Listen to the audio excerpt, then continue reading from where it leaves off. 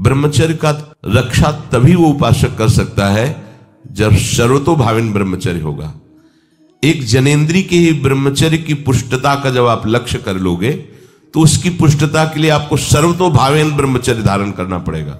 सर्वतोभावेन नेत्र का ब्रह्मचर्य, जो नेत्र किसी को भी देखकर भोग कामना कर लेते हैं, भोग बुद्धि से देखते हैं वस्तु को, व्यक्ति को, किसी को भी, ये नेत्र से बेविचार हो रहा है, इसीलिए सावधान रहना चाहिए। जैसे नाटक सिनेमा आदि हैं, वहां तो जान रहे हो चित्र हैं, पर उनमें जो अभिनय करने वाले जन हैं वो तो संसारी जन ही है ना।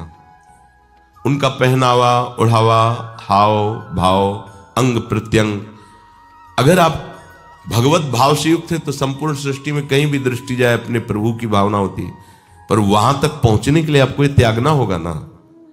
आप किसी का अनुकरण न करें, आप अपनी स्थिति को देखें।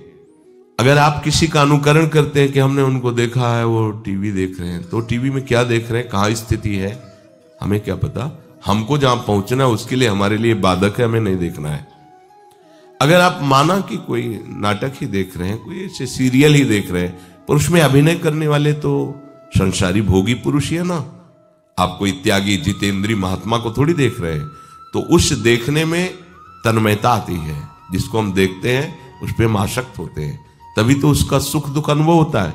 देखो कोई ऐसी रोने वाली सीन आए तो रोना आ जाएगा, हंसने वाली आ जाए तो हंसना आ जाएगा, ऐसे तो उसका प्रभाव हम पर पड़ रहा है ना।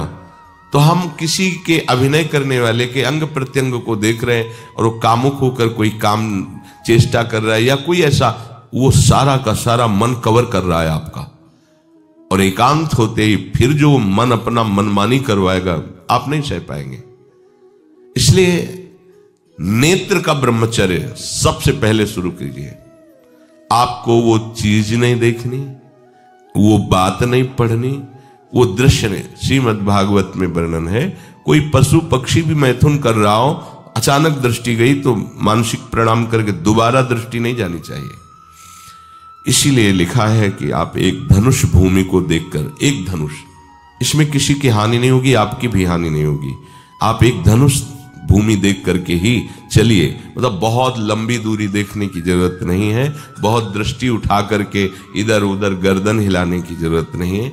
और जैसे कि कोई टक्कर मार सकता है, तो देखो जिनको प्रारब्धानुसार टक्कर लगनी होती है ना, वो चाहे जितनी सावधानी से चलो, वो प्रारब्ध आकर के दंड देता है। अन्यथा सीम की चाप सके को तासु बड़ रखवार रमापति जासु। आप जा रहे हो भगवत चिंतन करते हुए, तो प्रभु का नाम आपका पहरेदार अंग रक्षक है, कोई बाल भी बांका नहीं कर सकता।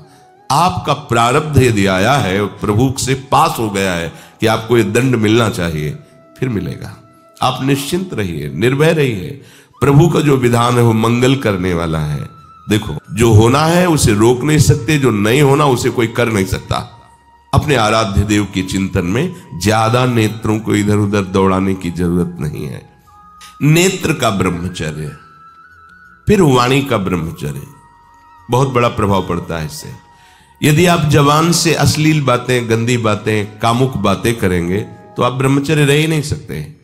अगर आप वाणी से परस्पर शरीर आकर्षण वाली बातें करेंगे, चाहे वो स्त्री शरीरधारी साधक हो या पुरुष शरीरधारी, परस्पर आकर्षण संबंधी यदि वाणी खुली आपकी, तो वाणी के व्यभिचार से आपका जनेन्द्री का व्यभिचार प्रारंभ हो जाएगा। आप रोक नहीं सकते, नहीं रोक सकते।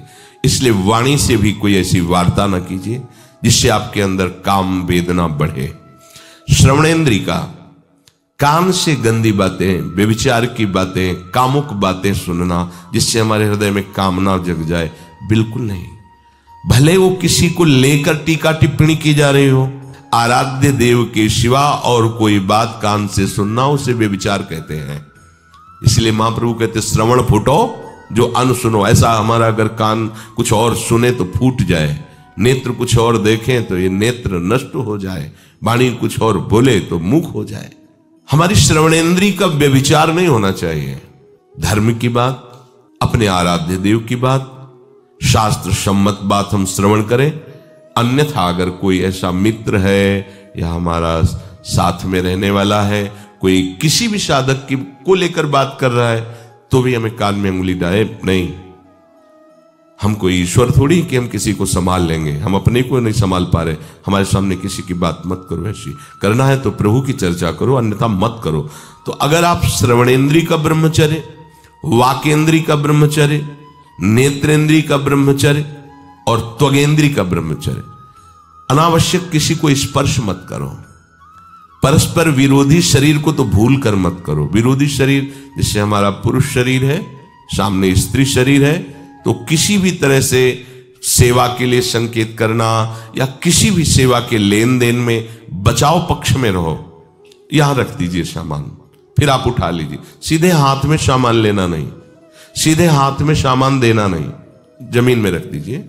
बहुत पवित्र है तो आप कुर्सी पे जो भी आसन उसका हाथ में लेने का नहीं। परस्पर विरोधी भाव वाले शरीरों का स्पर्श बिल्कुल निषेध है, किसी भी कारण से ना किया जाए। मान लीजिएगा ये बहुत मतलब आवश्यक है, यदि आप इसमें चूक कर गए तो धीरे धीरे आप फिसल के वहीं खड़े हो जाएंगे जहां से चढ़ना मुश्किल है। किसी भी साधिका को, किसी भी साधक को परस्पर लेन देन हाथ में नहीं करना चाहिए। मानो हमारी बात, आपको माला देनी, चौकी पे विराजमान करो, हम उठा लेंगे। हमें कोई सामग्री, ये सामान रखिए, आप उठा लीजिएगा। कभी भी कोई भी परस्पर मुस्कुराहट, बातचीत, ऐसे कोई इशारे यदि दिखाई दे तो आप बचो और उसको बचाओ। साधक है, साधिका है, उससे गलती हो सकती है, आपसे भी गलती हो सकती है। आप सत्संग सुनते हैं, आपको लगा कि इसकी मुस्कुराहट, इसकी कुछ चेष्टा ऐसी दिखाई दे रही है जो हमारे अंदर कामुकता पैदा कर सकती है, उसको भी बचाओ और स्वयं बचो, तो भगवान आप पर प्रसन्न हो जाएंगे। वो देख रहे हैं अंदर की बात। साधक को बहुत सावधान रहने की आवश्यकता। ये इसको खिलवाड़ मत समझो, इसीलिए कह रहे हैं ये अध्यात्म है, ये परमार्थ है। आपको लगेगा नहीं कि क्या हुआ, मैं कहां भ्रष्ट हुआ, ऐसी जगह खड़े हो जाओगे कि जान भी नहीं पाओगे कि मैं कहां चढ़ रहा था, दोबारा उत्साह भी नहीं आ पाएगा। बात अच्छे से समझ लीजिए। तो हमारी त्वगेंद्री का व्यभिचार ना होने पावे, सहसा किसी का इस पर किसी की भी अगर सेवा करने का सौभाग्य मिले, फिर उसमें ये प्रश्न नहीं उठता। अगर कोई गिरा पड़ा है, भला ऐसी स्थिति में कि मुझे अत्यंत आवश्यक है उसे उठाना, अगर नहीं उठाते तो वो कष्ट पा रहा, अचानक कोई गिर जाए, फिर हम ये नहीं देखेंगे, फिर ये हम सूत्र नहीं स्वीकार करेंगे कि अब हम तो ब्रह्मचारी हैं, अब हम खड़े खड़े देख नहीं। उसको अत्यंत आवश्यकता है हमारी। अब उस समय हम भूल गए अपने आप को और उसको उठा करके अगर हमें अस्पताल ले जाना, अस्पताल ले जाएंगे, जरूरत है हम उसकी सेवा करेंगे। सावधान। वो भगवत भाव से की हुई सेवा तुम्हारे अंदर आध्यात्मिक शक्ति पैदा करेगी, काम भावना नहीं पैदा करेगी। हमारी मां बीमार हो और हमें उसे पता चला कि शौच कर दिया है, हमें शौचाना पड़े, हमें उसका मल धोना पड़े, तो क्या हमें काम जागृत हो जाएगा? क्या मेरी मां है। हमारी बुद्धि कभी ऐसी नहीं होगी। आपका पिता है, आप लड़की हो, कोई दूसरा रह नहीं गया और वो बीमार है, आपको ऐसी क्या काम जागृत हो जाएगा? क्या अगर ऐसी सेवा में काम जागृत होता तो कोई नर्स ही अस्पताल में नहीं होती। हर सेवा उसको करनी होती है, नर्स को, चाहे वो स्त्री शरीर हो चाहे पुरुष शरीर हो, परस्पर विरोधी शरीरों की सेवा। पर कहीं काम थोड़ी जागृत होता है, क्योंकि उसको अपने सेवा धर्म से मतलब है। तो ये सेवा के समय इस सूत्र को न देखा जाए, पर ध्यान रखें, अत्यंत आवश्यक जहां आपके सिवा नहीं हो सकता, वहां अगर हमें ऐसा अवसर मिलता है कि सेवा उसे हो सकती है तो हम पहले उसे प्रेरित करेंगे। और अगर ऐसा है कि अब कोई नहीं है, फिर हमारा परम धर्म जागृत हो जाता है परहित का। अगर हमारा कोई निंदा भी करे, कोई शरीर की भी हानि हो जाए, अब हम परवाह नहीं करते। परहित सरिस धर्म नहीं भाई, इससे बड़ा कोई धर्म नहीं है। पर ध्यान रखें, भगवान को साक्षी करके ये उस समय की बात है जहां बिल्कुल कोई अब गुंजाइश नहीं रह गई है। त्वगेंद्री को ऐसे सहसा किसी आप पुरुष शरीरधारी पुरुष को भी सहसा इससे आप में शक्ति जागृत होगी। यदि आप वाणी को मौन रखते हैं और भगवान नाम जप करते हैं और सत्य बोलते हैं, तो आप जब कभी जो कुछ भी बोलेंगे वैसा ही सत्य होगा। गांधारी जी ने कोई तप नहीं किया था। जब सुना कि मेरा ब्याह धृतराष्ट्र से हो रहा है जो बाह्य नेत्र रहित है, उसी समय पट्टी बांध ली। कि जब मेरा पति संसार को नहीं देख सकता तो मैं भी संसार को नहीं देखूं, जब मेरा पति मेरे रूप को नहीं देख सकता तो मैं भी किसी के रूप को नहीं देख, पट्टी बांध दी थी।